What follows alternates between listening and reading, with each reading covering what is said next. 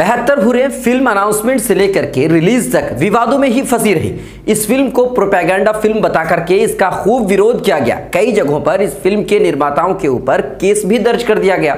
Central board of film certification ने इस film के ट्रेलर को सर्टिफिकेट देने से इनकार भी कर दिया था और इसको लेकर के बहुत बवाल हुआ। कई सारे टीवी डिबेट भी हुए, प्रदर्शन और केस रंग लाया है और शायद इसी वजह से इस फिल्म के निर्माताओं ने फिल्म में काट छांट करके इस्लाम को बदनाम करने वाली चीजों को हटा दिया है। फिल्म 7 जुलाई को रिलीज हुई है, पर इस फिल्म को दर्शक नहीं मिल रहे हैं, यानी फिल्म देखने के लिए सिनेमा घर तक लोग पहुंच ही नहीं रहे। शोज फ्लॉप हो रहे हैं। आखिर वजह क्या है? लोग इस फिल्म को लेकर के इतना चर्चा क्यों नहीं कर रहे हैं? रिलीज से पहले इस फिल्म का खूब चर्चा था, पर अब क्यों नहीं? आइए हम आपको बताते हैं। मिलिट्री टाइम्स में आपका स्वागत है। मैं हूं आपके साथ मुनव्वर आलम। इस फिल्म में कोई भी सीन आपत्तिजनक नहीं है और इस्लाम को बदनाम करने से संबंधित कोई डायलॉग भी नहीं है। इस फिल्म में यह बताने की कोशिश की गई है कि जो भी जन्नत को पाने और 72 हुर्रों के लिए आत्मघाती हमले करते हैं, उनकी आत्मा यानी कि रूह आसमान और जमीन के बीच में फंस करके रह जाती है। जैसा कि कुरान और हदीस में भी यही कहा गया है कि अगर कोई खुदकुशी करता है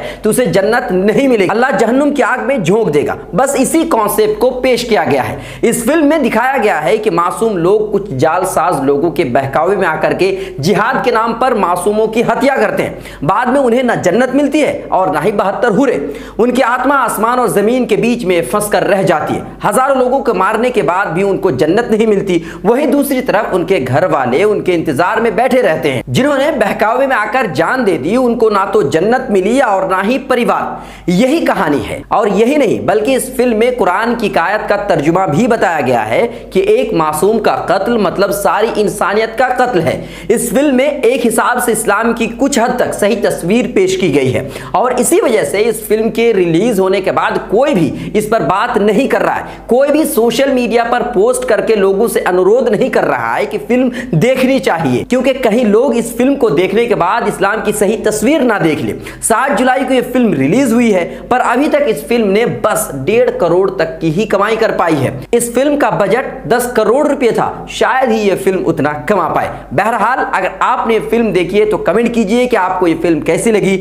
अगर आपने अभी तक लाइक शेयर सब्सक्राइब नहीं किया है तो लाइक शेयर सब्सक्राइब जरूर करें।